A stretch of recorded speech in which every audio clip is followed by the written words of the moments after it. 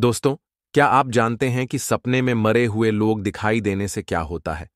और ऐसे सपने क्यों आते हैं? क्या आपको भी सपने में मरे हुए लोग दिखाई देते हैं? शायद आपने भी सपने में मृत परिजनों को अवश्य देखा होगा, लेकिन सुबह उठने के बाद आप उस सपने को दुर्लक्ष्य कर देते हैं। क्या अपने मन में कभी ऐसा विचार आया कि आपको ऐसा सपना क्यों दिखाई दिया? इस सपने का अर्थ क्या हो सकता है? लेकिन दोस्तों, क्या आप जानते हैं, सपने में मरे हुए परिजन दिखाई देने पर हमें महत्वपूर्ण संकेत भी मिलते हैं। सपने में मृत परिजन दिखाई देना कोई आम बात नहीं है। इसके पीछे गहरा रहस्य छिपा हुआ है, जिनका वर्णन हमारे पुराणों में किया गया है। आज हम आपको उन्हीं महत्वपूर्ण संकेतों के विषय में बताने जा रहे हैं। इसीलिए आप इस वीडियो को पूरा जरूर देखिए, क्योंकि आधा अधूरा ज्ञान घातक हो सकता है। आज की इस प्रस्तुति में हम आपको पक्ष में सबसे अधिक सुनी जाने वाली एक ऐसी महान कथा सुनाने जा रहे हैं। इस कथा के माध्यम से आपको समझ में आ जाएगा कि सपने में मरे हुए लोग देखने का क्या अर्थ होता है। अगर सपने में मरे हुए लोग दिखाई देते हैं तो हमें बहुत ही महत्वपूर्ण संकेत मिलते हैं। दोस्तों, कथा को शुरू करने से पहले आप सभी से रिक्वेस्ट है कि आप इस वीडियो को लाइक जरूर करें और कमेंट में जय भोलेनाथ अवश्य लिखें। तो चलिए आपको सुनाते हैं वह प्राचीन महान कथा। इस कथा को सुनने मात्र से ही पितरों की कृपा प्राप्त होती है। आइए सुनते हैं वह कथा। दोस्तों, एक बार माता लक्ष्मी जी भगवान विष्णु जी विश्राम कर रहे होते हैं। तभी अचानक माता लक्ष्मी जी के मन में एक प्रश्न उठता है, जो कि वो भगवान विष्णु जी से उस प्रश्न का उत्तर जानने को कहती है। भगवान विष्णु मुस्कुराए और कहते हैं, हे देवी, आपके मन में जो भी सवाल है आप मुझे बताइए।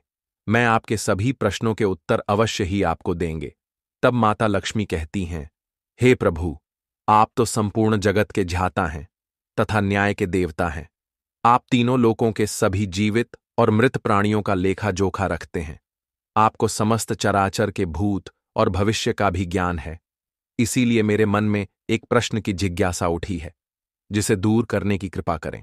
फिर भगवान विष्णु जी कहते हैं, हे देवी, आप सत्य कहती हो।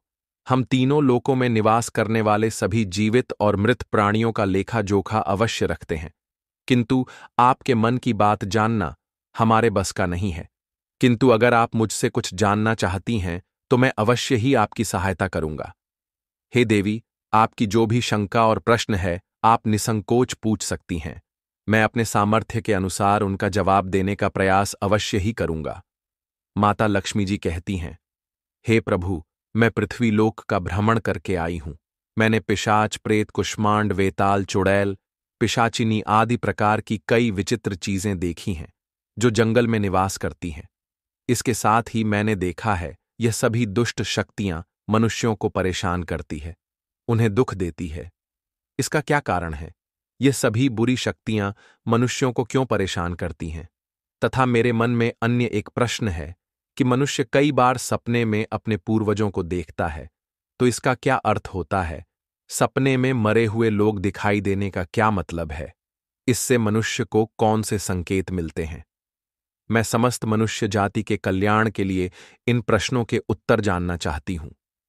लक्ष्मी जी के प्रश्न सुनकर विष्णु जी कहते हैं, हे देवी, आपने समस्त मानव जाति के कल्याण के लिए उचित ही प्रश्न किए हैं। मैं आपको इन सभी प्रश्नों के उत्तर अवश्य देता हूं, किंतु उससे पहले मैं आपको एक अत्यंत पवित्र कथा सुनाता हूं। इस कथा में आपको सभी प्रश्नों के उत्तर मिल जाएंगे। आप इस कथा को ध्यान से अवश्य सुनें।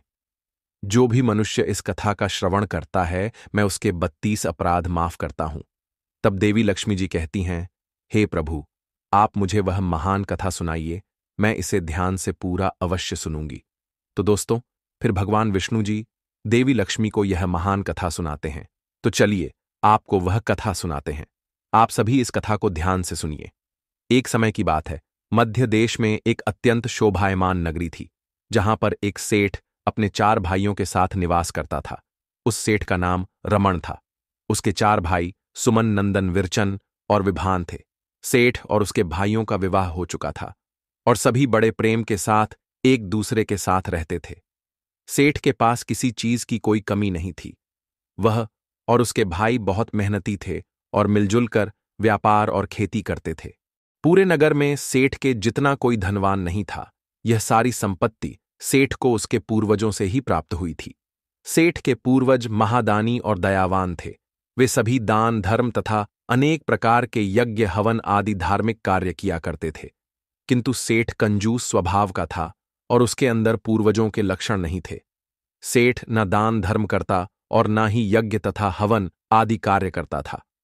सेठ ने धन तो बहुत इकट्ठा किया था, किंतु उसने कभी अपने धन का सदुपयोग नहीं किया। उसने कभी किसी को फूटी कौड़ी भी दान में नहीं दी और ना ही उसने कभी दूसरों को भोजन कराया।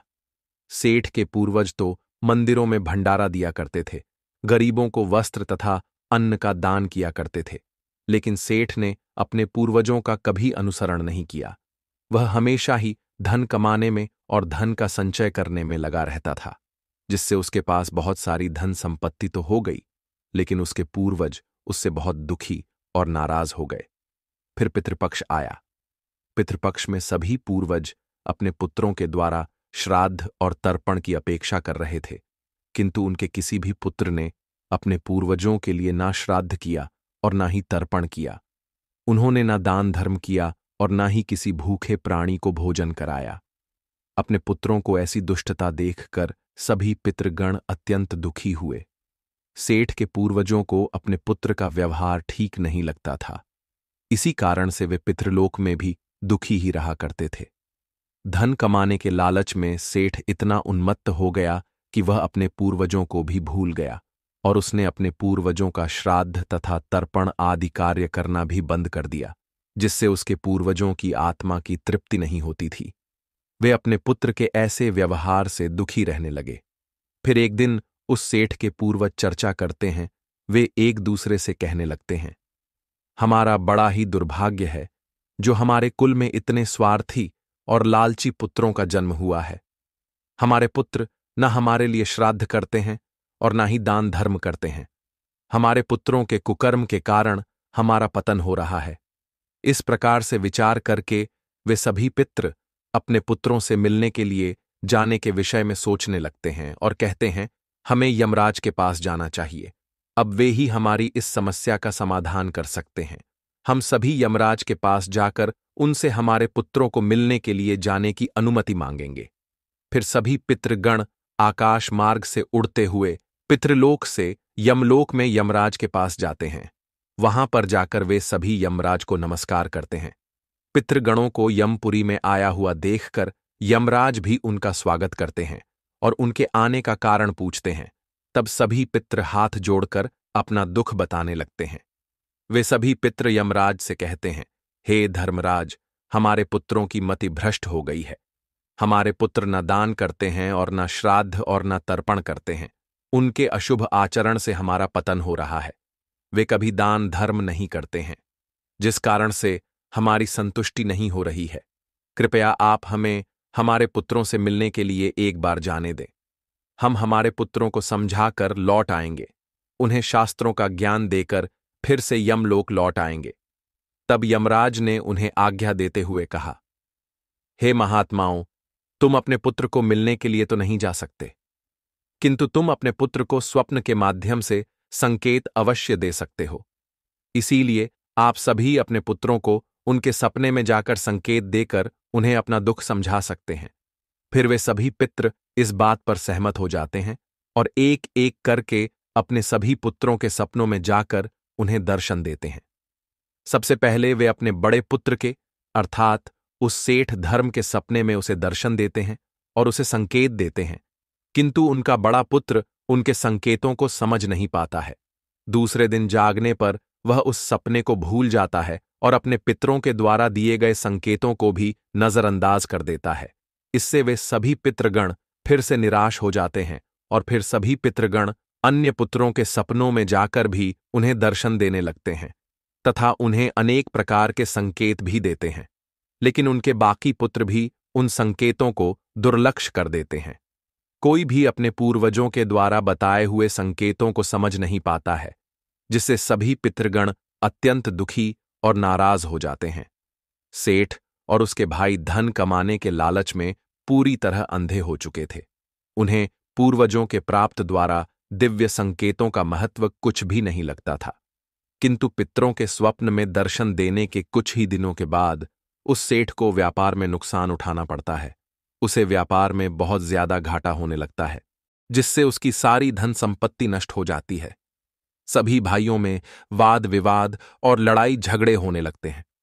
पूर्वजों द्वारा जमा की हुई सारी जमीन जायदाद को वे बेच डालते हैं और पूरी तरह से बर्बाद हो जाते हैं। सभी भाई एक दूसरे से अलग हो जाते हैं और अपना अपना पेट पालने में लग जाते हैं। उधर स्वर्गलोक में पितरों को अपने पुत्रों की ऐसी दुर्गति देखकर बहुत पीड़ा होने लगती है। सभी पितृगण अत्यंत दुखी और उदास हो जाते हैं। फिर से वे सभी यमराज के पास जाते हैं और कहने लगते हैं, हे धर्मराज, हमसे हमारे पुत्रों की ऐसी दुर्गति नहीं देखी जाती है। हमारे द्वारा किए गए सभी पुण्य कर्मों को हमारे पुत्रों ने नष्ट कर डाला है। कृपया आप कुछ ऐसा उपाय करें जिससे हमारे पुत्रों को उनकी भूल का पता चल जाए। फिर यमराज उन पितरों से कहते हैं, हे महात्माओं, तुम्हारी इस व्यथा को मैं समझता हूं। मैं तुम्हारी अवश्य ही सहायता करूंगा। मैं स्वयं तुम्हारे पुत्रों के पास जाकर उन्हें उनकी भूल के बारे में बताता हूं। फिर दोस्तों, यमराज अपने भैंसे पर सवार होकर पृथ्वी लोक पर आते हैं और उस सेठ के घर की तरफ जाने लगते हैं। जब यमराज सेठ के घर के समीप पहुंच जाते हैं, तभी वे एक साधु का रूप धारण कर लेते हैं। सबसे पहले वे उस सेठ के घर पर जाते हैं तो वह सेठ अत्यंत बीमार पड़ा हुआ होता है। द्वार पर जाकर यमराज कहने लगते हैं, भिक्षम देहि भिक्षा मधी, क्या घर में कोई है? हे माई, तुम्हारे द्वार पर एक साधु आया है जो बड़े दूर से यात्रा करके आया है। कोई हो तो भिक्षा दो। भिक्षा हम देहि भिक्षा। अमदेही द्वार पर आए। साधु को देखकर उस सेठ की पत्नी सुनंदा उनका स्वागत करती है और कहती है, पधारिए। हे साधु महाराज, आपका स्वागत है। कहिए, मैं आपकी किस प्रकार से सहायता कर सकती हूं? वे साधु रूपी यमराज कहते हैं, हे देवी, मैं भूखा हूं और यात्रा पर निकला हूं। यदि दान में कुछ भोजन मिल जाए तो बड़ी कृपा होगी। फिर सेठ की पत्नी कहती है, ठीक है साधु महाराज, आप रुकिए, मैं अभी आपके लिए कुछ भोजन लेकर आती हूं। सेठ की पत्नी के चेहरे पर दुख के हाव भाव देखकर वे साधु रूपी यमराज कहने लगते हैं, हे पुत्री, तुम्हारे मुखमंडल पर दुख दिखाई पड़ रहा है। अगर कोई गोपनीय बात ना हो तो मुझे बताओ, तुम्हारे दुख का क्या कारण है? वह स्त्री कहती है, हे साधु महाराज, आप सत्य कह रहे हैं। पहले हम बहुत धनवान और समृद्ध थे। मेरे पति और उनके भाई सभी साथ साथ रहते थे, किंतु अचानक ही सभी भाइयों में झगड़ा हो गया। अचानक से हमारा सारा व्यापार डूब गया और हम सभी दरिद्री हो गए हैं। यह किस दोष के कारण हुआ है? कृपया आप हमें बताइए। तब साधु कहता है, हे पुत्री, तुम्हारे घर में पित्त दोष है। उसी कारण से तुम्हारे पति की यह दशा हुई है। तुम्हारे पति के कर्मों के कारण उसके पूर्वज रुष्ट हुए हैं। साधु की बात सुनकर वह सेठ वहां पर आता है और साधु से पूछने लगता है, हे साधु महाराज, कृपया मुझे बताइए, मैंने ऐसा कौन सा पाप किया है जो मेरा सब कुछ बर्बाद हो गया? मेरे भाई भी मुझे छोड़कर चले गए और मैं बीमार पड़ गया। तब वह साधु कहते हैं, हे पुत्र, तुमने अपने पूर्वजों को नाराज किया। तुम्हारे पूर्वजों ने जो संपत्ति और पुण्य अर्जित किया था, उसे तुमने और तुम्हारे भाइयों ने नष्ट कर दिया। इसी कारण से तुम्हारी यह दुर्गति हुई है। तुम लोगों ने अपने पितरों का श्राद्ध नहीं किया, उनका तर्पण नहीं किया। इसी कारण से तुम्हारे सभी पूर्वज तुमसे रुष्ट हो गए हैं। तुम्हारे पूर्वजों ने सपने में आकर तुम्हें कई महत्वपूर्ण संकेत दिए थे, किंतु तुमने उन संकेतों को दुर्लक्ष्य कर दिया और अपने पूर्वजों को अपमानित किया है। यही कारण है कि तुम्हारा सारा वैभव नष्ट हो चुका है। इस प्रकार से उस साधु के द्वारा बताने पर उस सेठ को सब कुछ पता चल जाता है। उसे याद आता है कि उसके सपने में उसके पूर्वजों ने उसे दर्शन दिए थे। वह सेठ उस साधु से कहता है, हे साधु महात्मा, आप सत्य कह रहे हैं। हमारे पूर्वजों ने हमें सपने में दर्शन अवश्य दिए थे, किंतु हम उनके द्वारा दिए गए केतों को समझ नहीं पाए। कृपया आप मुझे सपने में पूर्वजों को देखने पर क्या संकेत मिलते हैं, इस बारे में बताइए। फिर वह साधु कहते हैं, हे पुत्र, अब तुम ध्यान से सुनो। मैं तुम्हें सपने में पूर्वज दिखाई देने पर मिलने वाले संकेतों के बारे में बताता हूं। साधु रूपी यमराज कहते हैं, हे पुत्र, यदि पितरों का उद्धार नहीं होता है तो वे प्रेत योनि में ही मृत्यु लोक पर भटक रहे होते हैं। वे भूख प्यास से व्याकुल होकर अपने परिवारजनों के घर में प्रवेश करते हैं। सुनो वत्स, अब मैं तुम्हें उन सभी संकेतों के बारे में बताता हूं जो तुम्हें ध्यान में रखना चाहिए। यमराज ने साधु के वेश में सेठ को बताया, यदि तुम अपने सपने में अपने पूर्वजों को भूख और प्यास से व्याकुल देखते हो तो यह संकेत अत्यंत महत्वपूर्ण है। इसका तात्पर्य यह है कि तुम्हारे पितृ अभी भी प्रेत योनि में भटक रहे हैं। इसका कारण यह है कि उनके लिए उचित रूप से श्राद्ध कर्म और तर्पण नहीं किया गया है। वे अब भी अपने परिवार से आहार और जल की प्रतीक्षा कर रहे हैं। यह स्थिति तब उत्पन्न होती है जब पूर्वजों का तर्पण समय पर नहीं किया जाता या जब श्राद्ध की प्रक्रिया को पूरी श्रद्धा से नहीं निभाया जाता। तुम्हारे पूर्वज स्वप्न के माध्यम से अपनी पीड़ा व्यक्त कर रहे हैं ताकि तुम उनकी स्थिति को समझो और उनके लिए आवश्यक धार्मिक अनुष्ठान कर सको। इस समस्या का समाधान यही है कि अपने पितरों के लिए विधिपूर्वक श्राद्ध कर्म और तर्पण किया जाए। सेठ को और स्पष्ट करते हुए यमराज बोले, अगर तुम्हें अपने सपने में मृत पूर्वज जंजीरों में बंधे हुए दिखाई देते हैं तो यह अत्यंत चिंता का विषय है। यह संकेत इस बात का प्रतीक है कि तुम्हारे पितृ किसी बंधन में हैं और उन्हें मुक्ति नहीं मिल पाई है। यह स्थिति तब उत्पन्न होती है जब उनके श्राद्ध या तर्पण समय पर नहीं किए जाते या उनके लिए आवश्यक धार्मिक कृत्य अधूरे रहते हैं। यह दर्शाता है कि पितरों की मुक्ति में बाधाएं उत्पन्न हो रही हैं। इस समस्या का समाधान भी यही है कि तुम दान, श्राद्ध और तर्पण का आयोजन करो ताकि पितरों की आत्मा को शांति मिल सके और वे अपने बंधनों से मुक्त हो सके। यमराज ने गंभीरता से कहा, अगर तुम्हारे पूर्वज सपने में मैले और फटे पुराने वस्त्र पहने हुए दिखा तो यह अत्यंत अशुभ संकेत है। यह इस बात का प्रतीक है कि तुम्हारे पितृ अत्यधिक दुखी और पीड़ित है। वे प्रेत योनि में भटक रहे हैं और उनकी आत्मा को शांति प्राप्त नहीं हो पा रही है। यह तब होता है जब उनके लिए श्राद्ध कर्म तर्पण और पिंड दान नहीं किया जाता। इसलिए जब भी इस प्रकार का सपना आए, अपने पूर्वजों की आत्मा की शांति के लिए तुरंत पिंड दान और तर्पण करना अनिवार्य होता है। सेठ से बात करते हुए यमराज ने समझाया, अगर तुम्हारे पूर्वज सपने में तुमसे कुछ मांगते हुए दिखाई दे तो यह इस बात का संकेत है कि उनकी कोई अधूरी इच्छा बाकी रह गई है। उनके जीवन काल की कोई अभिलाषा अधूरी रह गई थी जो उन्हें मुक्ति प्राप्त करने में बाधा डाल रही है। ऐसे सपनों में यह देखना महत्वपूर्ण है कि वे किस प्रकार की वस्तु की मांग कर रहे हैं। तुम्हें उस वस्तु या उसकी समरूप चीज का दान करना चाहिए ताकि उनके अधूरे कार्य पूर्ण हो सके और उनकी आत्मा को शांति प्राप्त हो सके। जब उनकी इच्छाएं पूरी हो जाती हैं तो वे प्रेत योनि से मुक्ति पा लेते हैं। यमराज ने सेठ की ओर देखते हुए कहा, यदि सपने में तुम्हारे पूर्वज तुम्हारे सिर पर हाथ फेरते हुए दिखाई दें तो यह अत्यंत शुभ संकेत होता है। इसका अर्थ यह है कि तुम्हारे पूर्वज तुमसे अत्यधिक प्रसन्न है और तुम्हें अपना आशीर्वाद दे रहे हैं। ऐसे सपने इस बात का प्रतीक होते हैं कि तुम्हारे जीवन में कुछ अच्छा होने वाला है और तुम्हारे पूर्वज सदैव तुम्हारे साथ रहकर तुम्हारी रक्षा कर रहे हैं। यह संकेत तुम्हारे पितरों की प्रसन्नता का प्रतीक है जो उनके आशीर्वाद के रूप में प्रकट हो रहा है। यमराज ने समझाया, अगर तुम्हारे पूर्वज सपने में तुम्हारी ओर हाथ बढ़ाते हुए दिखाई दे तो यह अत्यंत शुभ संकेत है। इसका अर्थ यह है कि तुम्हारे पितृ तुम्हारे प्रयासों से संतुष्ट हैं और तुम्हें जीवन में सफलता मिलेगी।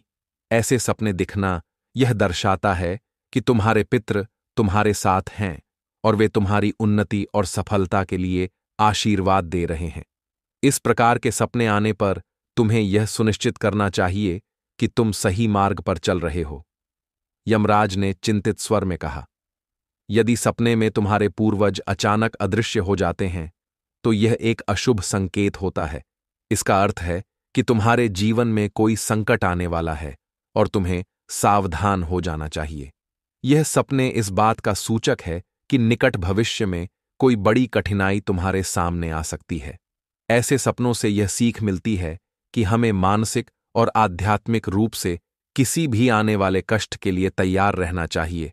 सेठ को और अधिक गंभीर होते हुए यमराज बोले, अगर सपने में तुम्हारे पूर्वज क्रोधित अवस्था में दिखाई दे तो यह इस बात का संकेत है कि वे तुमसे नाराज हैं। इसका अर्थ यह है कि तुम कोई ऐसा कार्य कर रहे हो जो उन्हें पसंद नहीं है और वे चाहते हैं कि तुम उस कार्य को बंद कर दो। यह एक चेतावनी है कि तुम्हारे कर्मों में कोई कमी है और तुम्हें अपने मार्ग पर विचार करना चाहिए।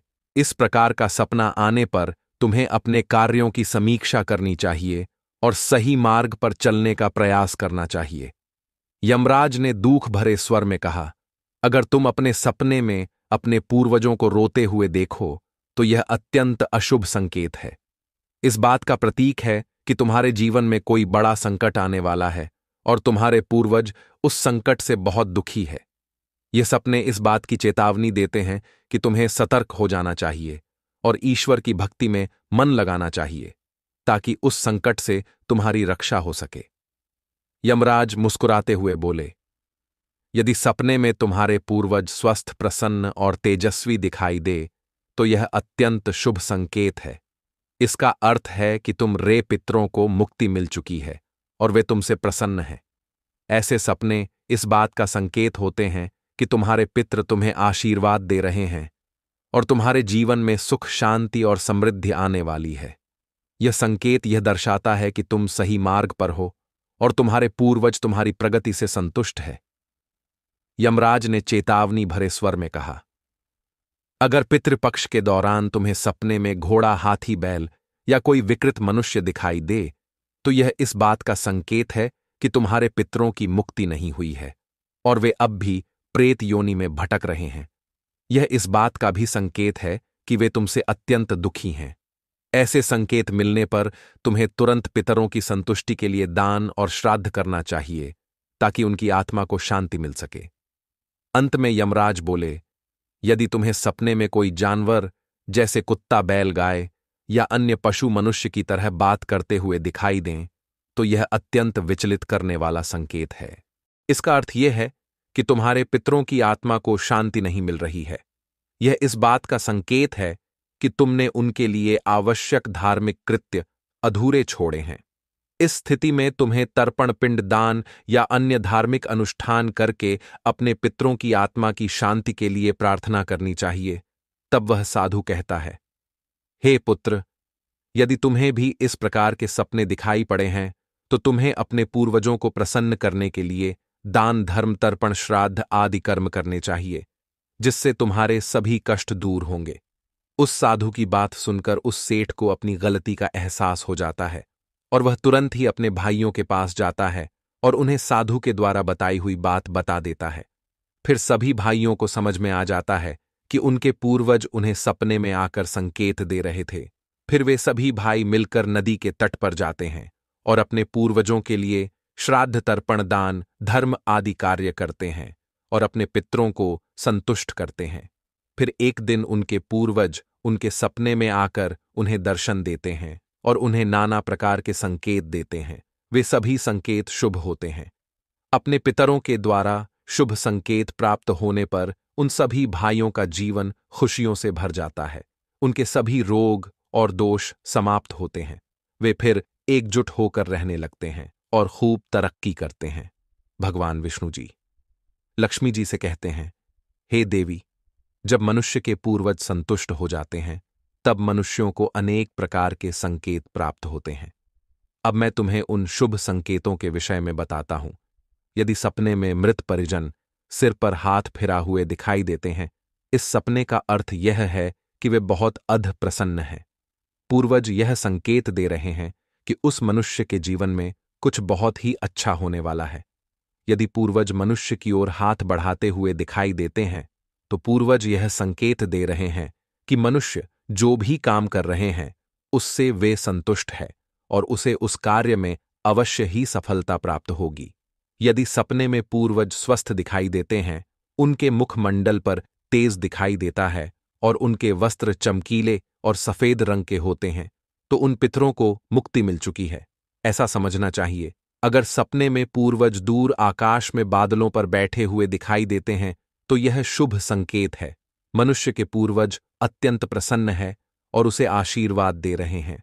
इस प्रकार से उन सभी भाइयों को पूर्वजों के द्वारा शुभ संकेत प्राप्त होते हैं और उनका खोया हुआ सारा धन और संपत्ति उन्हें वापस मिल जाते हैं और सभी भाई मिलजुल कर एक साथ रहने लगते हैं और सुखपूर्वक 100 वर्षों तक जीवन व्यतीत करके दिव्य विमानों में बैठकर पितृलोक चले जाते हैं। तो दोस्तों, इस प्रकार से भगवान विष्णु जी ने देवी लक्ष्मी जी को पितरों के द्वारा मिलने वाले संकेत बताए हैं। मित्रों, वीडियो पसंद आई हो तो वीडियो को लाइक करें और साथ ही हमारे चैनल को सब्सक्राइब अवश्य करें। धन्यवाद।